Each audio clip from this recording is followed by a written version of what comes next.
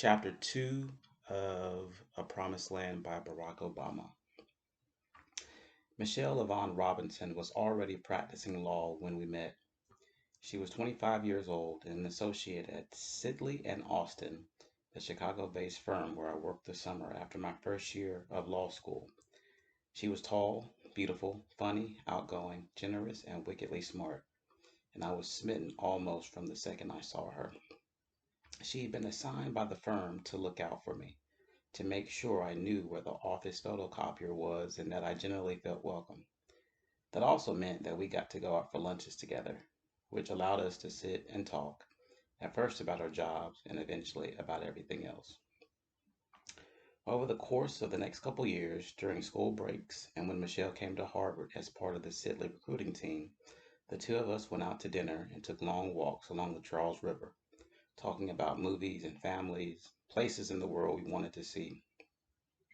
When her father unexpectedly died of complications arising from multiple sclerosis, I flew out to be with her, and she comforted me when I learned that Gramps had advanced prostate cancer. In other words, we became friends as well as lovers. As my law school graduation approached, we gingerly circled around the prospect of a life together. Once, I took her to an organizing workshop I was conducting, a favor for a friend who ran a community center on the South Side. The participants were mostly single moms, some on welfare, few with any marketable skills. I asked them to describe their world as it was and as they would like it to be. It was a simple exercise I had done many times, a way for people to bridge the reality of their communities and their lives with things they could conceivably change. Afterward, as we were walking to the car, Michelle laced her arm around mine and said she had been touched by my easy rapport with the women. You gave them hope. They need more than hope, I said.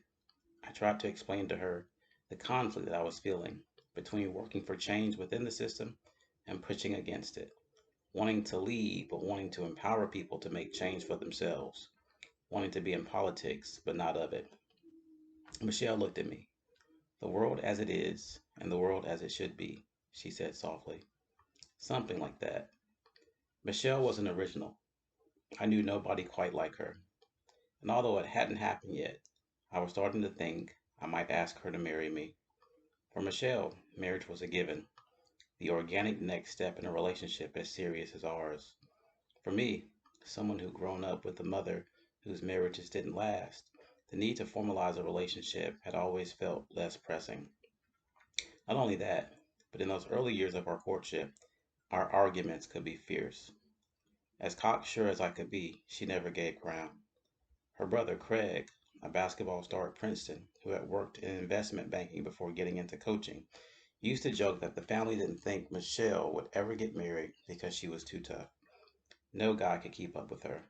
The weird thing was, I liked that about her, how she constantly challenged me and kept me honest. And what was Michelle thinking? I imagined her just before we met, very much the young professional, tailored and crisp, focused on her career and doing things the way they're supposed to be done, with no time for nonsense. And then this strange guy from Hawaii with a scruffy wardrobe and crazy dreams wanders into her life. That was part of my appeal. She would tell me how different I was from the guys she'd grown up with, the men she had dated, different even from her own father, whom she adored, a man who had never finished community college, who had been stricken by MS in his early 30s, but who had never complained and had gone back to work every single day and had made all of Michelle's dance recitals and Craig's basketball games and was always present for his family, truly his pride and joy. Life with me promised Michelle something else, those things that she had missed as a child, adventure, travel, a breaking of constraints. Just as her roots in Chicago, her big extended family, her common sense, her desire to be a good mom above all else, promised an anchor I had been missing for much of my youth.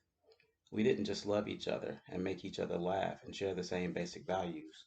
There was symmetry there. The way we complemented each other. We could have each other's back, guard each other's blind spots. We could be a team.